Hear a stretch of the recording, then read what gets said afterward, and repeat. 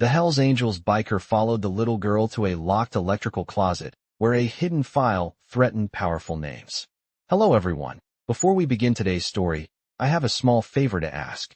Please hit subscribe and turn on the notification bell so you never miss our channel's new videos.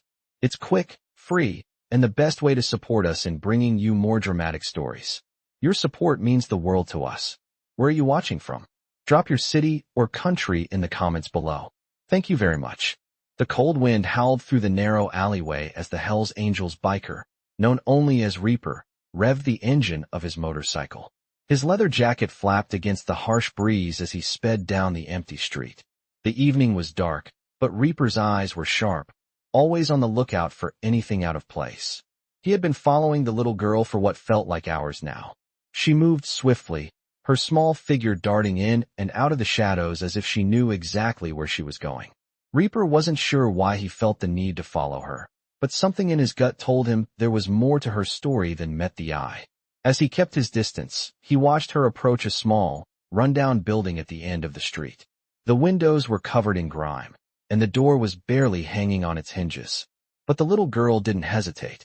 She pulled a key from her pocket and unlocked the door, slipping inside without a sound.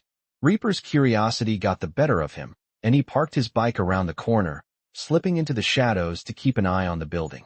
The night grew colder, and the silence was eerie. He waited, his breath visible in the air, until finally, the door creaked open again. The little girl appeared, but this time, she wasn't alone. A man, tall and intimidating, stepped into the doorway behind her. He had the look of someone who had been through hell and back, his face covered in scars, and his eyes cold with a lifetime of experience. But what caught Reaper's attention the most was the file the man was holding. It was a thick, brown folder, the edges worn from years of handling. The man glanced around nervously before handing it to the girl, who took it without a word and quickly disappeared back inside the building. Reaper's instincts kicked in. There was something important in that file, something that didn't belong in the hands of a little girl. He waited for the man to leave before following him inside. The hallway was dimly lit, the smell of old wood and dust hanging in the air. Reaper's boots echoed loudly as he moved deeper into the building, his mind racing with questions. What was in that file? And why was the little girl involved? He finally reached a small, locked electrical closet at the end of the hall. The door was cracked open just enough for him to see inside, and that's when he saw it. The file was sitting on a metal shelf, tucked away behind a pile of old, rusted tools. The name on the file was barely legible, but it didn't matter. The thread inside was clear. Powerful names were at stake, and Reaper knew that whoever controlled that file had the power to change everything. He stood frozen for a moment, his heart pounding in his chest. What had he just discovered? I couldn't move. I couldn't breathe. The air in the old building felt thick, like something was closing in around me. Reaper stood frozen, his heart hammering in his chest as he stared at the file in the locked electrical closet. Every instinct told him to act fast, but something about the situation kept him on edge. He knew that whatever was inside that file could change everything. Powerful names were hidden there, names that could bring down empires. Names that, if revealed, could destroy everything Reaper had ever known. He turned, trying to steady his breathing, and looked back down the hallway. The man with the scars was gone. The little girl was nowhere in sight either. But Reaper could still feel the weight of the file in his mind. Slowly, he approached the closet door again, reaching out with a steady hand. He pushed it open with care, not wanting to make a sound. As he stepped inside, he noticed the dust particles swirling in the faint light from a broken bulb overhead. The closet was filled with old equipment, but there, nestled behind rusted metal boxes, was the file he had seen the man hand off to the girl. It was as if it had been waiting for him. He pulled it out, the weight of it solid and ominous in his hands. His fingers trembled as he slowly opened the folder. Inside, there were photographs, documents, and a few scribbled notes. But what caught his attention first was the name on the top of the first page. It was a name he recognized, a name that belonged to someone powerful, someone dangerous. Reaper quickly scanned through the pages, his mind racing. The documents were full of names, dates, and locations, but what stood out were the coded messages that seemed to indicate something far more dangerous. It wasn't just the names of criminals or underworld figures. It was about the highest echelons of power, people in control, People who could change the course of history with a single word. Reaper's breath caught in his throat as he read further. There were connections to politicians, CEOs, and even law enforcement. The kind of people who held all the cards, who controlled everything from behind the scenes. And now, that power was exposed. Reaper clenched the file in his hands. This wasn't just a secret. It was a ticking time bomb. He knew that if the wrong people got their hands on this, everything would change. There would be no going back. But the more he read, the more it became clear. The little girl, she was part of this. Somehow, she had found the key to the puzzle. She had been the one to lead him here. He needed answers. He needed to find her again. But he also knew that if she was involved in this, she was in danger. Reaper turned and headed back toward the door. His mind raced with possibilities, but one thought stood above all others. He couldn't let anyone else get their hands on this file. Not yet. Not until he figured out what the hell was going on. As he stepped outside into the cold night air, he looked up at the sky, his mind still spinning with the implications of what he had just discovered. He didn't know who was behind this, but he knew they wouldn't stop until they had what they wanted. And he wasn't about to let that happen. Not on his watch. I could feel the weight of the file burning through my jacket. Every step I took felt heavier, like the world itself was closing in around me. I didn't know who was involved, but I knew one thing for certain. This was far bigger than anything I had ever imagined. As I moved through the alley, I glanced over my shoulder once again, ensuring no one was following me. But the feeling didn't go away. I wasn't sure if it was the file, the little girl, or something else entirely, but something in the pit of my stomach told me things were about to spiral out of control. I reached my bike and jumped on without a second thought, speeding away from the building. The cold wind rushed past my face, but it couldn't cool the fire burning in my chest.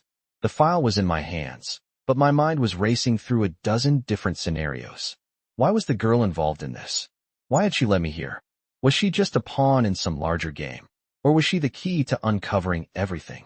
The more I thought about it, the more questions piled up, and every answer seemed to lead to more danger. My gut told me to find her again, but I couldn't afford to be seen. Whoever was behind this wasn't just going to sit back and let me take their secrets. They'd be coming for me, coming for the girl, and coming for whatever information I had uncovered. I made my way to a quieter part of town, a place where I could think. The streets here were empty, the neon lights of the city flashing in the distance. I pulled into a dark alley and parked the bike. It was time to think. I opened the file again, scanning through the papers quickly. Some names were familiar, politicians, high-ranking officials. Others were completely unknown, but the connections were clear. This wasn't just about money or power. This was about control. Control over people, control over information, control over the future. I could almost feel the weight of it in the air. But there was more. A map, hidden among the papers, showed locations all over the country. Some places I recognized, others were unfamiliar. But what stood out were the red X marks, each one pinpointing a location tied to one of the names in the file. I knew that wherever those places were, something big was happening. The last page was the most troubling. A note, scribbled in the margins, read, "The girl knows more than she realizes. Keep her close, and she'll lead you to the rest." That's when it hit me. The little girl wasn't just a bystander. She was involved. She was part of the reason all this was happening. And now, she was in danger. I slammed the file shut and tucked it under my jacket. I couldn't keep running, not with her still out there. I needed answers, and she was the only one who could give them to me. I fired up the bike again, my heart pounding as I headed toward the last place I saw her. The sky had darkened, and the streets were quiet, but I knew I wasn't alone. The further I went, the more uneasy I felt. Every car that passed seemed to make my pulse quicken. My mind was racing with possibilities. Was I being followed? Was someone else after the girl, after the file? I couldn't take any chances. I pulled up to the building where I had last seen her. The door was slightly ajar, but there was no sign of anyone. I dismounted quickly, moving to the entrance. I hesitated, knowing that whatever happened next would change everything. I stepped inside, the door creaking shut behind me. The air was musty, the building abandoned, but there was something off about it. I moved deeper into the room, my eyes scanning the shadows. Then, I heard a sound, a small cough, followed by a soft voice. "You came back." It was her, the little girl. She was sitting on the floor in the corner, clutching something to her chest. Her eyes locked onto mine, and for a moment, I saw something in them. A recognition, a hint of understanding. She knew I was here to help, but she also knew the danger she was in. She wasn't just any child. She had the knowledge, the information, that could bring everything crashing down. And now, she was the only person who could stop it. I stared at her for a long moment, the weight of everything pressing down on me. The little girl sat in the corner, clutching a worn-out teddy bear to her chest. Her face was calm, but her eyes held a storm of knowledge, of secrets she probably didn't even fully understand herself. She was small, fragile in appearance, but there was a sharpness to her, an edge that didn't belong to her age. "You came back," she said again, her voice softer this time. I nodded, not trusting myself to speak right away. The file, the names, the map, it was all leading to this. The girl. She was part of this puzzle, and now, somehow, she was the key to everything. I took a step closer, lowering my voice. "You have to tell me what you know. Who gave you that key?" Her eyes flickered for a moment, as if she was considering whether to trust me or not. Then, slowly, she reached into her coat pocket and pulled out a small, crumpled piece of paper. She handed it to me without a word. It was a torn page, barely holding together at the edges. There was a set of coordinates scribbled on it in a hurry, and a name at the top. Asterisk, the Raven. Asterisk. I looked back at her, confused. Who's the Raven? She didn't answer at first. She just stared at the paper, her brow furrowed, as if she was piecing together something from her past. Finally, she spoke again. "The Raven is someone who controls everything. He's behind everything."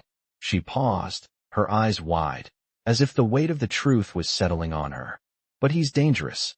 He's the reason my parents, she trailed off, her voice breaking. I couldn't help but feel a pang of sympathy for her. No child should be carrying this kind of burden. I knelt down to her level, trying to offer some reassurance. "I'm not going to let anything happen to you, but you need to trust me. We need to find out what's going on." She looked at me for a long time, searching my face for any sign of deception. Then, slowly, she nodded. "I didn't want to tell you," she whispered, "but I'm scared. They're watching me. Watching all of us." I felt a chill run down my spine. I had suspected that there was more to this than a simple missing file. Whoever was behind this, they were willing to go to any lengths to protect their secrets. "Who are they?" I asked, my voice tight with the need for answers. "I don't know," she said, shaking her head. "But I know they'll do anything to get that file back. They know what it means." I took a deep breath, trying to keep the fear in check. The Raven, a name that echoed with power and menace. Whoever this was, he wasn't someone to be taken lightly. "We need to move," I said, standing up. "We can't stay here. It's not safe." The girl nodded again, a determined look in her eyes. "Where are we going?" "I'm going to take you somewhere safe," I said. "But we need to get to those coordinates first. It might be our only shot at finding out who the Raven really is." She stood up slowly, her tiny frame shaking from the cold, but her resolve was unshakable. We left the room, and I made sure to lock the door behind us. We couldn't afford to leave any trace. As we stepped out into the night, the weight of what we were about to do settled on me. The Raven was dangerous, and whoever was in control of this game would stop at nothing to keep their power. But I wasn't going to let them win. Not while the girl was depending on me. We walked through the empty streets, the quiet hum of the city around us, and I couldn't shake the feeling that we were being watched. I kept my head low, scanning the area, but saw nothing. It was like the calm before the storm. We reached the car, and I helped her inside, still keeping an eye on our surroundings. Once we were on the road, I glanced over at her. "Are you sure you're okay?" She didn't answer right away, but her hand tightened around the teddy bear, and I knew the answer. "I'm scared," she admitted, her voice barely above a whisper. I nodded, my jaw clenched. "I know, but I'm here, and we're going to get through this." The drive felt like it took forever, every turn, every stoplight, making me feel like we were running out of time. But when we finally arrived at the coordinates, my gut told me we were getting close to the answers we needed. I parked the car and turned to her. "Stay close," I warned. "We don't know what's waiting for us." She nodded, her eyes wide, but there was a spark of something in them now, a sense of purpose. Together, we stepped out into the unknown. The street was eerily quiet as we approached the building marked by the coordinates. The dim lights from the neighboring buildings barely illuminated the alleyway leading to a worn-down door. I parked the car, keeping the engine running for now. My fingers gripped the steering wheel tightly as I looked over at the girl. She was silent, her face pale from the cold, her eyes searching the darkness ahead. I could feel the weight of the moment pressing down on me. Everything had led to this point, and yet, I had no idea what we were walking into. Stay close, I told her softly. She nodded without saying a word, clutching her teddy bear to her chest as she slid out of the car. We stepped into the alley, the cold air biting at my skin, but I didn't feel it. My mind was consumed with the mission at hand. The girl moved beside me, her footsteps light but purposeful. She seemed to know exactly where she was going, her movements instinctual. I couldn't help but wonder what more she knew, what secrets she was hiding behind those wide eyes. As we reached the door, I paused. The hairs on the back of my neck stood on end. This was it. The place where the answers we needed would either reveal themselves or vanish forever. I tried the door handle. It was locked, but a small, metal key appeared in the girl's hand, almost as if she had been waiting for this moment. She unlocked the door with ease, her small fingers working the key with surprising confidence. The door creaked open, revealing a dark interior. Inside, there was a faint sound of buzzing electronics. We stepped in, and I immediately felt the shift in atmosphere. This was no ordinary building. The air smelled old, dusty, yet strangely sterile, like a place that had been left abandoned but never fully forgotten. "Where are we?" I whispered. The girl didn't answer right away. She walked forward, her steps steady as she led me deeper into the room. It was dimly lit, with old equipment scattered across the floor. There were piles of papers, stacks of dusty files, and a few metal cabinets lined against the wall. The room felt like a forgotten corner of the world, hidden away, but brimming with secrets. As we walked through the space, I could feel the weight of the girl's presence beside me. She was no longer the frightened child I had first encountered. There was something about her now, something determined. She was no longer just a pawn in this game. She was at the center of it, and the weight of the knowledge she carried was clear. We reached the far side of the room, where a large desk sat, covered in more files. The girl moved toward it, brushing aside a few papers before pulling open a drawer. Inside was a single file, thick and well-worn, almost like it had been waiting for someone to find it. "This is it," she said quietly, turning the file toward me. The file was marked with a single word, Raven. My heart skipped a beat. I had heard the name before, but seeing it on this file brought everything into focus. The Raven was more than just a shadowy figure. He was the mastermind behind this whole operation. The file inside was filled with names of people I recognized, people who held power, influence, and control. There were photographs, documents, and maps, all of it pointing toward a massive operation, one that involved governments, corporations, and law enforcement. But there was something more, something hidden deep within the pages. It wasn't just about power. It was about manipulation. The Raven wasn't interested in wealth or fame. He was after something far more dangerous, control. "What does all this mean?" I asked, my voice low. The girl didn't respond right away. She just stared at the file, her fingers tracing the edges of the pages as if she were looking for something specific. "The Raven controls everything," she finally said. "He's behind everything, the people, the places. But he can't do it alone." I frowned. "Who helps him?" She hesitated before answering. "You don't understand," she said softly, her voice almost trembling. "He's everywhere. The people you trust, the people you don't know, they're all working for him. And they'll do anything to keep him in control." My mind raced, the pieces of the puzzle falling into place, but there was still one question I needed answered. "Why me? Why bring me into this?" She looked up at me, her eyes wide with something between fear and certainty. "Because you're the only one who can stop him." I shook my head. "I'm just a biker. I don't have the power to stop anyone." She stepped closer, her tiny form somehow filled with more conviction than I had ever felt in my life. "You do. You just have to believe it." I wasn't sure what she meant by that, but her words lingered in my mind as we stood there in the darkness of that room, the weight of the file in my hands. I knew this wasn't over. It had only just begun. I stared at the file in my hands, the weight of it pressing down on me. The girl was right. Whoever this Raven was, he had a grip on everything.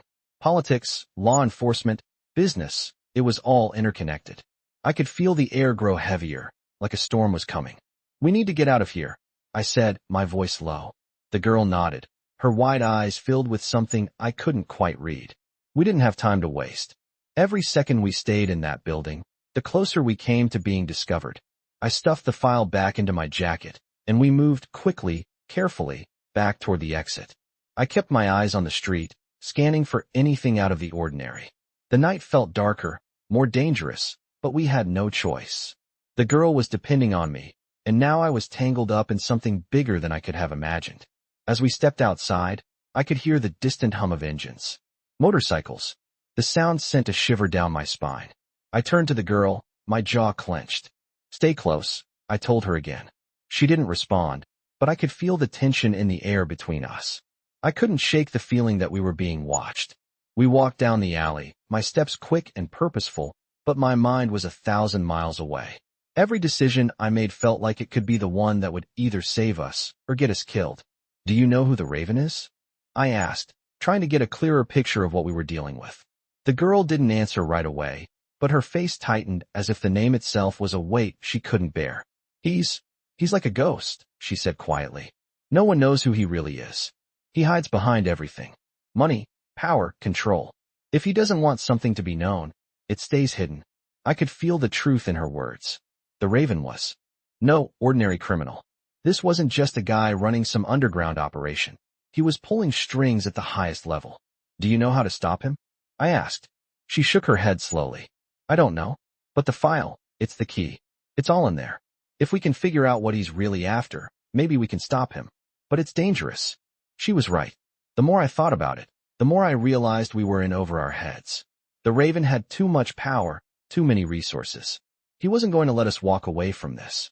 We reached the car, and I quickly got behind the wheel. The engine roared to life as we sped down the street, but I couldn't shake the feeling that someone was following us. The streetlights flickered in the rearview mirror, casting long shadows. I kept my foot on the gas, not slowing down. The girl was quiet in the passenger seat, her eyes flicking back and forth, as if she was looking for something, someone. We made a sharp turn, heading for the outskirts of town. It wasn't much of a plan, but it was the only thing I could think of. Where are we going? The girl finally asked. Somewhere safe, I replied, though I wasn't sure anywhere could be safe with the Raven on our trail. We didn't speak much after that. The only sound was the hum of the engine and the occasional whir of the tires against the road. It felt like we were racing against time, but for what, I wasn't sure. The file held the answers, but it also held the danger. And the closer we got to figuring out what the Raven was up to, the more I realized we had already crossed the line. There was no going back now. As we reached the edge of town, I pulled into a secluded spot, an abandoned garage, far from any prying eyes. The place looked like it hadn't been used in years, but it would do. We got out of the car, and I led the girl inside. The silence in the garage was almost suffocating. I walked over to a dusty workbench and set the file down. My hands were shaking, not from fear, but from the weight of what we were about to uncover. We need to figure this out, I said. My voice steady now. But we have to be careful. The Raven's people will be looking for us. The girl nodded, still clutching her teddy bear. I know, but we can't let him win. I stared at her for a moment, realizing how much courage it must have taken for her to carry all of this on her shoulders. She was just a kid, but she was stronger than I'd ever given her credit for. We spent the next hour going through the file. There were so many pieces to the puzzle, too many to make sense of at first. But slowly, the pieces began to fit together. Names, dates, connections. The Raven wasn't just some shadowy figure. He was connected to a network, one that spanned the globe. And now, the girl and I were part of it. The file had revealed more than I had anticipated. The Raven's plan wasn't just about money. It was about control over people, countries, entire economies. And we were standing in the middle of it. We need to stop him, I said, more to myself than to her. But the girl heard me, and she nodded. We will, she said quietly. Together. We sat in the dimly lit garage, the silence pressing down on us like a heavy weight. The file was still open on the workbench, and I kept glancing at it, as if hoping that somehow the answers would reveal themselves if I stared long enough. But the truth was, the more I read, the more questions piled up. The Raven's network wasn't just sprawling, it was deeply embedded in places I never imagined. Governments, corporations, even law enforcement. He had influence everywhere. And that power, that control, was now in our hands. The girl was sitting next to me, her teddy bear clutched tightly in her arms. She didn't say anything, but I could tell she was just as overwhelmed as I was. She was just a kid, yet she had been dragged into something so much bigger than her. What now? I finally asked, breaking the silence. She didn't immediately respond, but when she did, her voice was quiet but resolute. We have to stop him. We have to stop the Raven before it's too late. I nodded, my fingers running through my hair as I tried to come to terms with what we were up against. You're right, I said. But how? We don't even know where to start. The Raven is everywhere. He's untouchable. The girl looked at the file again, her eyes scanning the names, the locations, the connections. Maybe we don't need to go after him directly, she said softly. Maybe we can find the people he's using. If we can stop them, maybe we can get closer to him. It was a good idea, but there were so many names in that file, so many connections, that I didn't know where to begin. You're saying we start with someone else, someone who's working with him? She nodded. Yes, someone who knows him, someone who can lead us to him. I felt a flicker of hope, but it was quickly extinguished by the harsh reality of the situation. The people in that file weren't just ordinary criminals. They were powerful, dangerous people who had everything to lose if we interfered. And if we started pulling on those threads, we risked unraveling everything. All right, I said, standing up. We'll start with this person. The girl looked up at me, her eyes wide. You're going to go after them? She asked, her voice full of uncertainty. We don't have much of a choice. The Raven has too much power. If we want to take him down, we have to start somewhere. And we can't wait any longer.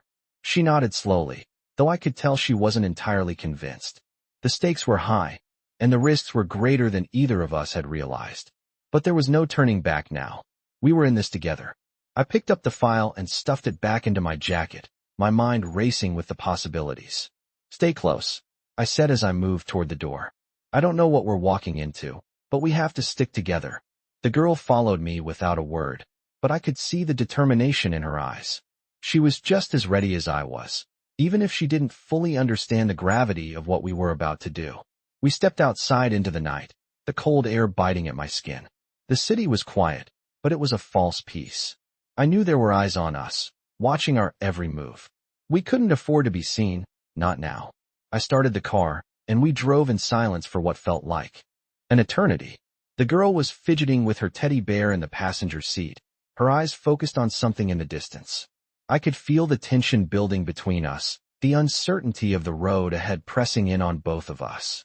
Do you ever wish things were different? I asked her, breaking the silence. She glanced over at me, her eyes a mixture of sadness and understanding. I wish I didn't have to be part of this. But I have to help you. I have to help stop him.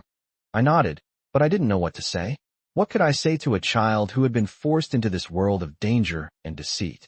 We arrived at the location from the file, a rundown building on the outskirts of town.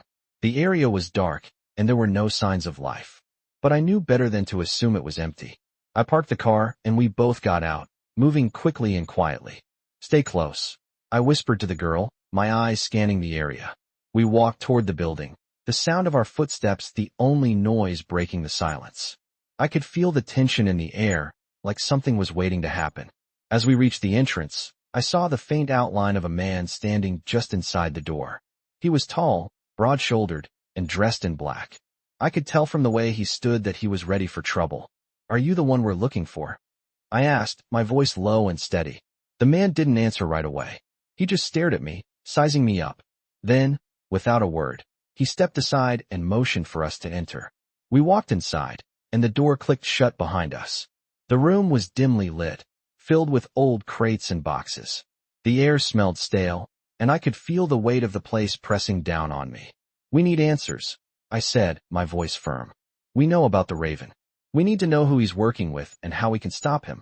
The man looked at the girl, then back at me, his expression unreadable. You don't know what you're dealing with, he said, his voice low and threatening. But if you really want to know, you'd better be ready for the consequences. I could feel the tension in the air as the man stepped aside, motioning us to enter the dimly lit room. His words lingered in the air, a warning, an invitation to a world we had no real understanding of. The girl, clutching her teddy bear, stayed close to me as we walked in. The door clicked shut behind us with a heavy sound, sealing us inside the mystery. The man didn't immediately speak again, his eyes assessing us, weighing whether or not we were truly prepared for what we were about to learn. He stepped further into the shadows, his silhouette blending into the darkness. "You're not ready for this," he finally said, his voice low and gravelly. "No one ever is." I could feel my patience thinning. "We don't have time for games. We know about the Raven. We need to know what he's planning and how to stop him." The girl was silent, her face pale, eyes wide. I could tell she wasn't as sure as I was about what we were walking into, but she stayed by my side. The man's eyes flicked to her briefly before returning to me. "You think you can stop him?" He shook his head, a hollow laugh escaping his lips. "You think you can just walk in and end it all? You have no idea what you're dealing with. This isn't just some street gang or corrupt politicians. The Raven is a force, a shadow that stretches across nations. He doesn't just control things, he owns them." The words sent a chill down my spine. This wasn't just some criminal mastermind with a few connections. The Raven was something far bigger, and now we were in the middle of it, with no clear way out. I clenched my fists, trying to keep my composure. "Then help us. If you know so much, you have to know how to take him down. We're running out of options." The man stared at me, his gaze hard, almost unreadable. "You don't get it," he repeated, stepping closer, his voice dropping lower. "The Raven is not just one man. He's an idea, a concept. He's a network that's been built over decades. The people who serve him, his crew, are all part of it. You think you can just disrupt that? You think you can take down the system he's put in place? It's not that simple." I wasn't sure whether he was trying to scare me or warn me, but I wasn't backing down. "I don't care how complicated it is. I'll tear the whole damn thing apart if I have to. But we need to know where to start." The man paused, his eyes narrowing. Then he sighed. "All right, you're in over your head. But if you're serious about stopping the Raven, you need to know the truth about who you're dealing with. It's not just about power, it's about control. Control over information, over people. He manipulates the media, the government, law enforcement. It's all a game to him. But there's one thing he can't control, one thing he doesn't have." I took a step closer, my curiosity piqued. "What's that?" The man's gaze flickered to the girl. "Hope," he said simply. "Hope is the one thing that no amount of control can take away. And it's the one thing the Raven fears." The words hit me like a punch. I wasn't sure if the man was trying to make some kind of philosophical point or if he was actually telling me something useful. But one thing was clear, he knew more than he was letting on. "So what do we do?"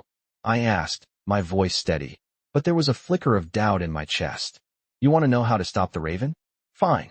But first, you need to find out who he's working with. You need to identify his closest allies. You can't take down the head of the snake if you don't know who's holding the damn thing.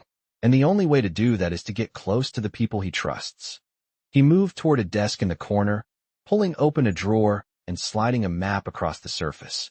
This map shows the locations of the Raven's key operatives. These are the people who are most likely to know where he's hiding. And once you have them, you have a shot at getting to him. I looked at the map, studying the locations marked with red pins. They spanned across the country, from the East Coast to the West Coast, and even a few spots overseas. It was a web of connections, a network that was far more extensive than I had ever imagined. "It's not going to be easy," the man continued. "But if you can track down these people, you'll get closer to the Raven. But you'll also be putting a target on your back. He won't let you get that far without a fight." I nodded, absorbing everything he was saying. It was a dangerous game, one that could end in disaster. But if we didn't try, if we didn't fight back, the Raven would continue to control everything. The girl looked up at me, her eyes filled with a quiet determination. She was scared, I could see it, but there was something in her that wouldn't give up. "We have to do this," she said softly. "We have to stop him." I turned back to the man, my mind made up. "All right," I said. "We'll do it your way. We'll find his people, one by one." He nodded. "Good luck. You'll need it." With that, the man turned and disappeared into the shadows, leaving us alone in the dimly lit room. I stared at the map, knowing that this was the point of no return. There was no turning back now. We had a plan, but I couldn't shake the feeling that this was only the beginning. A much bigger storm was coming, and I didn't know if we'd make it out alive. The following days blurred together as we moved from one location to the next, hunting down leads, trying to get closer to the people who worked for the Raven. The file had given us a map, a roadmap to the network that stretched across the country, but it wasn't enough. Each name we found was just another piece in a bigger puzzle, and every piece led to more questions. The closer we got, the more dangerous it became. I knew we were being watched. I could feel it in my bones, but I couldn't stop. The girl was counting on me. She didn't say much, but I could see the strain in her eyes. Every place we went, every person we met, she carried the weight of this battle like it was her responsibility. And maybe it was. She had the answers, the key to stopping the Raven. But she was just a kid, caught in a war much bigger than herself. But she had more courage than most people I knew. We had finally tracked down one of the Raven's key operatives. A woman named Carla, who, according to the file, was the right hand of the Raven. She was a fixer, a cleaner, someone who made things disappear. I had a bad feeling about this. The closer we got, the more I realized how deep the Raven's influence ran. This wasn't just some rogue criminal. This was a well-oiled machine, and Carla was one of its gears. We were about to walk into the lion's den. The building was nondescript, just another brick-and-mortar structure in a quiet neighborhood. But the inside was a different story. The air felt thick with tension, and I could almost taste the danger. The girl stayed close to me as we approached the door. I could feel her fear, but also her determination. She had come this far, and she wasn't going to back down now. We walked in, and immediately, I could tell something wasn't right. The place was too quiet, too still. Carla was supposed to be here, but there was no sign of her. The receptionist, a man sitting behind a desk, looked up when we entered. His eyes lingered on the girl for a moment, then flicked to me, sizing me up. "Can I help you?" he asked, his voice calm. But there was something about the way he said it that made my gut twist. "We're here to see Carla," I said, keeping my voice steady. The receptionist didn't respond right away. He simply nodded and picked up the phone. I could hear him speaking to someone in a low voice, but I couldn't make out the words. I had a bad feeling about this.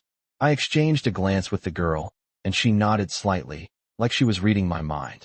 Something was wrong. The receptionist hung up the phone and gestured toward the back door. "She's expecting you," he said, his tone a little too smooth. I didn't trust him. "Stay close," I whispered to the girl.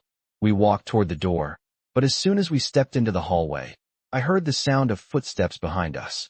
I turned, my heart racing, but there was nothing there, just the echo of our own movements.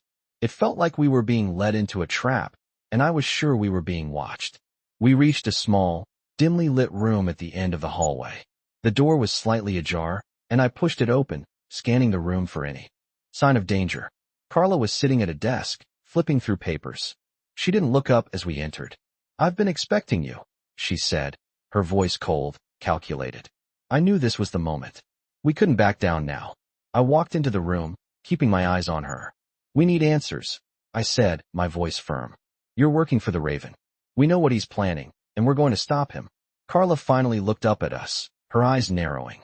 "You don't know who you're dealing with," she said, her lips curling into a smile that didn't reach her eyes. "The Raven is untouchable.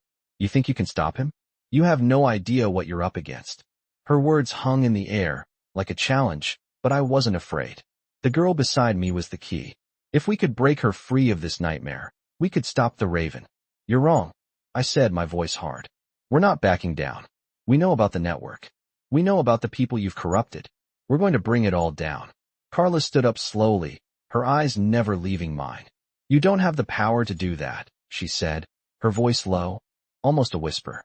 "The Raven controls everything. Everyone. There's no escaping him. And there's no way you're going to stop what's already been set in motion." "We'll see about that," I replied. But as the words left my mouth, I heard the sound of a door opening behind us. I turned just in time to see two men step into the room, their faces cold, expressionless. They were here to make sure we didn't get out alive. My hand instinctively went to the gun at my side, but before I could pull it out, one of the men raised his hand. "This doesn't have to end like this," he said, his voice calm, almost too calm. "You're in way over your heads. You can walk out of here, and we won't tell anyone. But if you keep pushing, it's going to get ugly." The threat was clear. They weren't playing games. The girl looked up at me, her eyes filled with uncertainty, but there was something else in them too. Something that told me she wasn't afraid anymore. She had come this far, and we weren't going to stop now. the tension in the room thickened as the two men stepped in, their cold eyes scanning the room like predators sizing up their prey. My hand hovered near my gun, but I didn't draw it. Not yet. I needed information. The girl beside me was silent, her grip tightening on her teddy bear, but I could see the same determination in her eyes that I had seen in myself so many times before. The man who had been speaking, the one who had tried to calm the situation, stepped forward. "We don't want this to get ugly," he said, his voice still calm. But now there was a trace of something else. Was it fear? Or was he trying to lure me into making a mistake? "You can walk out of here right now, and no one will be the wiser," he continued. "But if you keep pushing, things will go south. You have no idea what you're dealing with."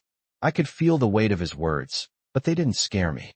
This wasn't just a fight for survival anymore. This was a fight to take down something bigger than all of us. I turned to the girl, giving her a reassuring glance. "We're not backing down," I said, my voice steady. "We're here for answers, and we're going to get them." The man's eyes flicked to her for a moment, then back to me. He seemed to be considering his next move, weighing how much he could push us before things really did get ugly.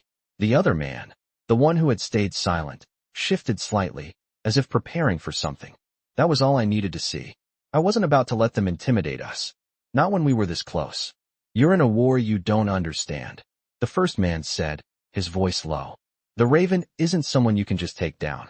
He's not like the people you've fought before. You think you're ready for this?"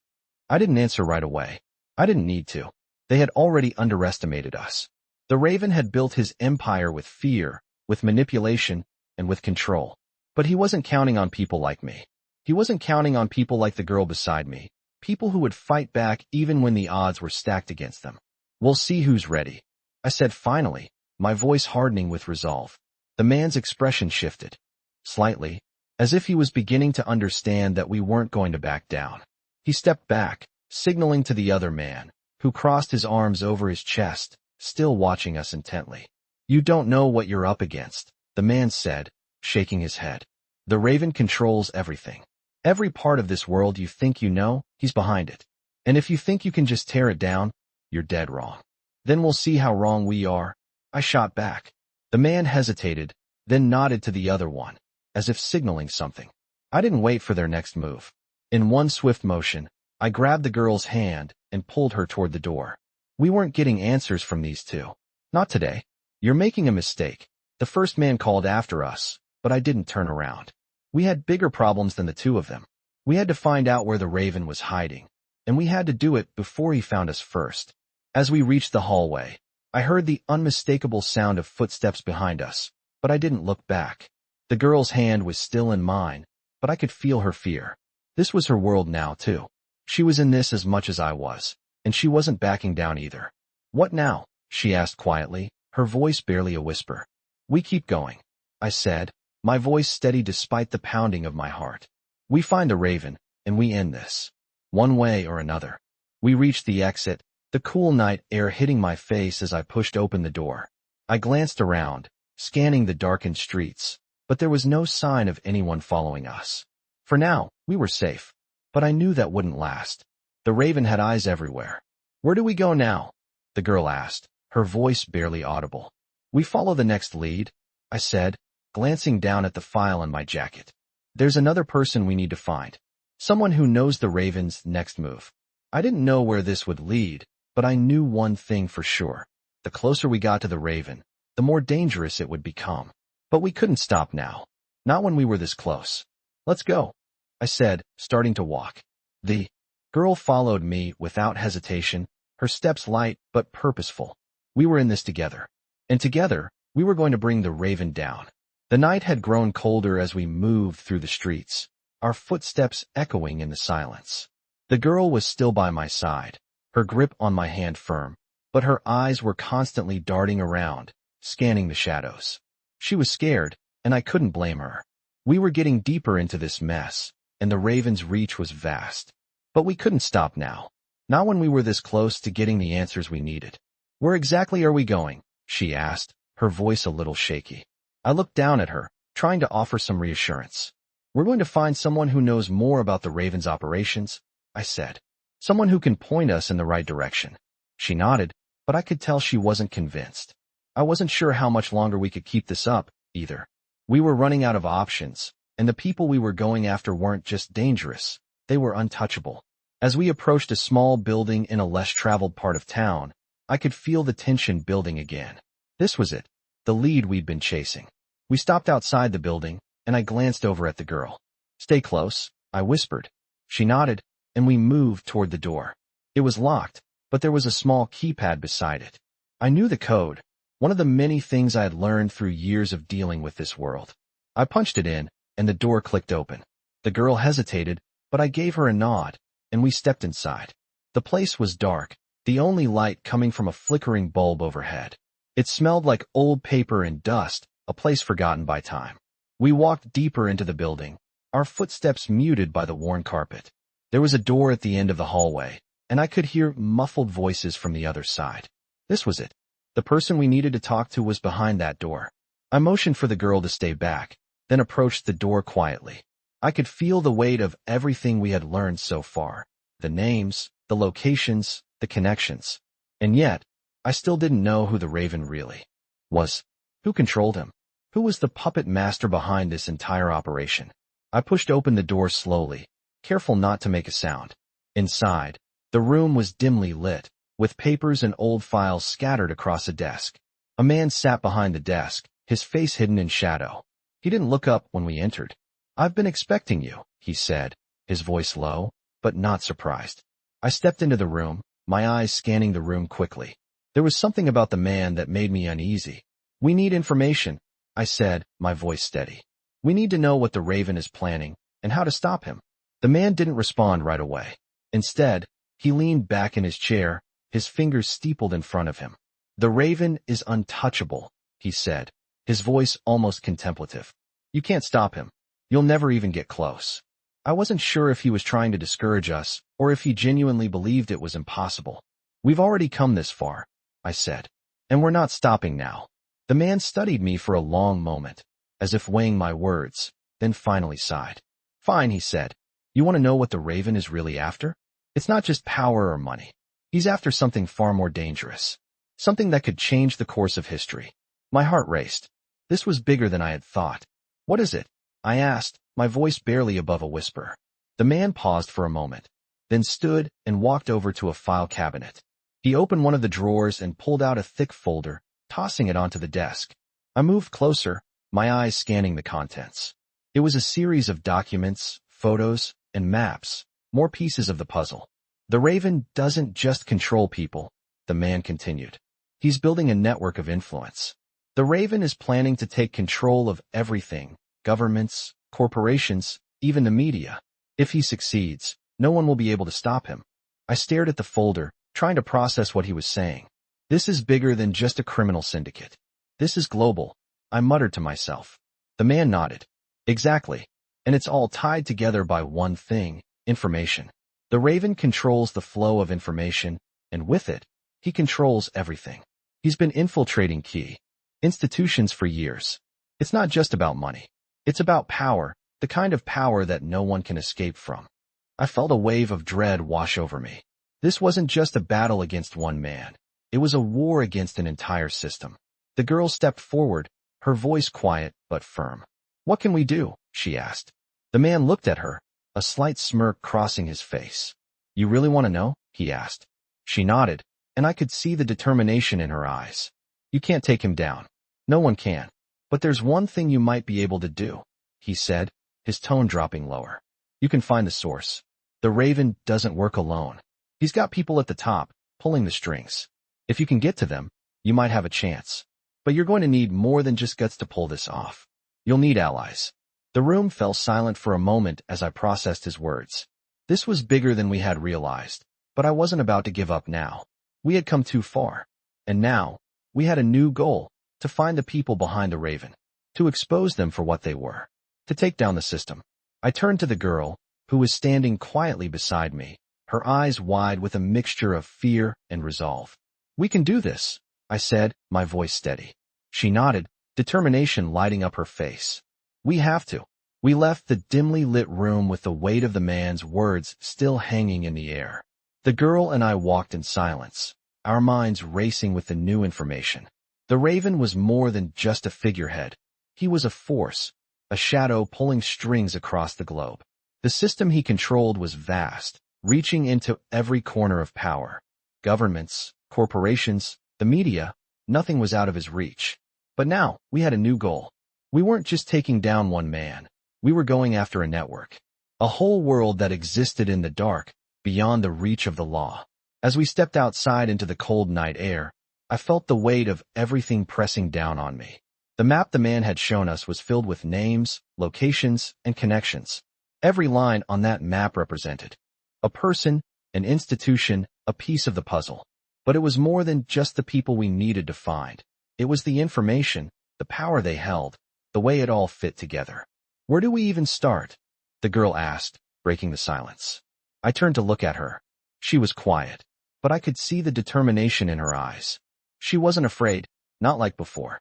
She had become part of this, part of the fight against the Raven. We start with the people on this list, I said, pulling out the map and scanning the names. We follow the trail, one person at a time, until we get to the top. We find out who's really pulling the strings. The girl nodded, her grip on her teddy bear tightening. And if we can't get to them, she asked. Then we find another way, I said, trying to sound confident. We don't stop. We got into the car and drove, the city lights flickering in the rearview mirror as we left the building behind. The further we went, the more the weight of what we were doing pressed down on me. We were taking on something far bigger than ourselves. And it wasn't going to be easy. The Raven had power. But we had something else, each other. As we drove through the night, I couldn't help but think about how much had changed in such a short time. The girl, once so innocent and scared, was now right alongside me, fighting to take down a system that had crushed so many lives. She wasn't the same child I had found in that alley anymore. She was stronger, tougher. She had to be. The road stretched out in front of us, dark and endless. But we had a plan now, a way forward. We just had to survive long enough to make it happen. The girl broke the silence again, her voice soft but steady. Do you think we can stop him? I glanced over at her, her face lit by the glow of the dashboard lights. I don't know, I said honestly. But we're going to try. She didn't say anything more after that, and neither did I. We both knew that we had no choice now. We couldn't stop. Not when we were so close. We reached the first location on the list, a small, nondescript building. On the outskirts of town. The map had marked it as one of the key points in the Raven's network. We parked the car a few blocks away and walked toward the building. It was quiet, too quiet, and the hairs on the back of my neck stood up. Something wasn't right. The girl stayed close, her eyes darting around nervously. I could feel the tension rising between us. We weren't just hunting down criminals anymore. We were going after a system that would do anything to stay hidden, to stay in control. We reached the door, and I tried the handle. It was locked, but I wasn't surprised. I pulled out a small set of tools and got to work. The door clicked open in just a few moments.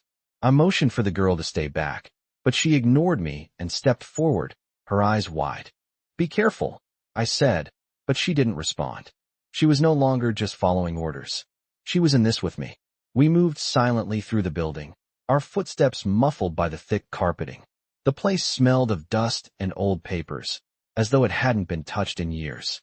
But the deeper we went, the more it felt like someone was watching us. We reached the back room, where the map had indicated something important. As I pushed open the door, I saw it. A desk, covered in papers, and sitting behind it was a man who had clearly been expecting us. He looked up when we entered, his eyes narrowing as he sized us up.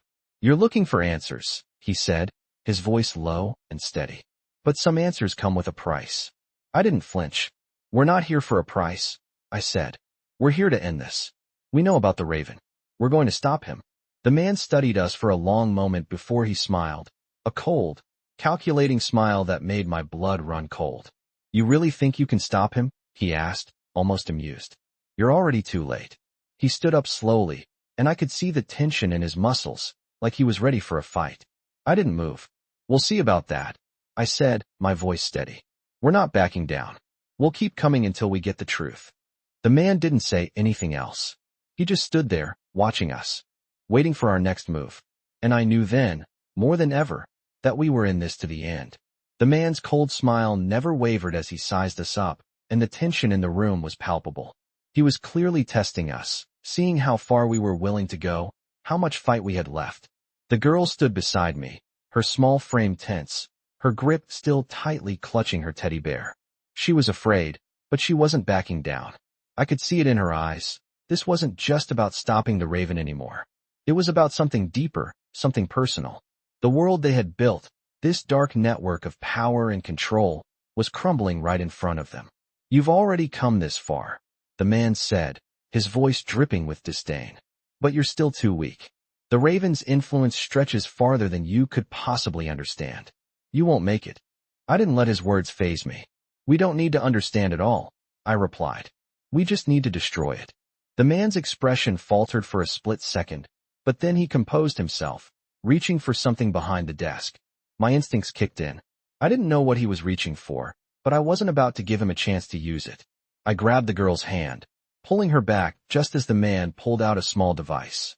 "You think you can stop him?" he said again, but this time his voice was tinged with something else, fear. "The Raven has eyes everywhere. You'll never be able to get close." The door behind him suddenly slammed open, and two more figures stepped in, blocking our exit. They were larger than the man behind the desk, their presence intimidating.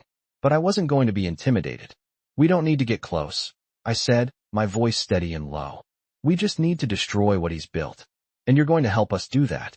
I could feel the girl's hand tighten in mine, but she didn't say anything. She was ready. The man behind the desk sneered, but I saw the hint of uncertainty in his eyes. "You think this is about you and me?" he said, his voice laced with anger. "This is about power, control, survival. The Raven is a god in this world. You can't bring him down." I wasn't listening to his words anymore. I was focused on the threat in front of us, the two men standing in the doorway, waiting for a signal. But I wasn't going to wait. I pulled out the gun I had been hiding beneath my jacket, aiming it at the man behind the desk. I said, "We don't need to understand it all," I repeated, my voice hard. "We just need to stop it. Now." The room went silent, and for a moment, the tension between us was so thick I could hardly breathe. But then, to my surprise, the man behind the desk dropped his gaze. "You think you've won," he muttered. "But you don't know who you're up against. The Raven will find you. He will find both of you." "Let him," I said, my eyes never leaving him. "We'll be waiting." He stood there for a moment longer, his eyes flicking from me to the girl. And then, without another word, he turned and walked to the back of the room, signaling for the two men to follow him. The door slammed shut behind them, leaving us in an eerie silence. I lowered the gun, breathing heavily. We had made it through this step, but I knew it wasn't over. The Raven wasn't going to let us walk away. He wasn't going to let this go. But we weren't going to back down. Not now. Not when we were so close. "Are you okay?" I asked the girl, turning to face her. She nodded, but her face was pale, and I could see the fear in her eyes. "We're close," I said. "We can do this." She didn't say anything, but I could see the flicker of hope in her eyes. Maybe she was starting to believe it too. I walked over to the desk, looking at the map once again. The next step was clear. We had to keep moving forward, no matter what. "Let's go," I said. "We've got one more person to find. One more key to this puzzle." We left the room, stepping back into the hallway. The building felt different now, emptier, as if the danger had somehow receded. But I knew better. It was still out there, waiting for us. But we had the upper hand now. The Raven wasn't untouchable, and we were going to prove it.